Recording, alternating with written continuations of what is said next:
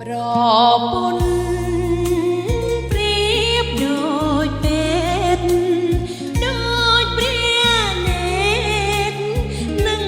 សេរសាត្រូវចេះប្រឹងការពារមេឆ្លួគ្នាកុំឈ្នះចាញ់កុំចង់ឈ្នះចិត្តស្រីពលស្ដីកុំអើអញមនុស្សស្រីបើស្រឡាញ់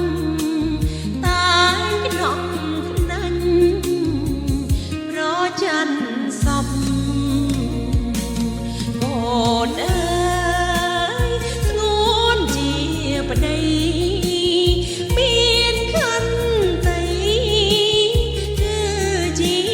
ម្លប់កុំអើយប្រពន្ធស្អប់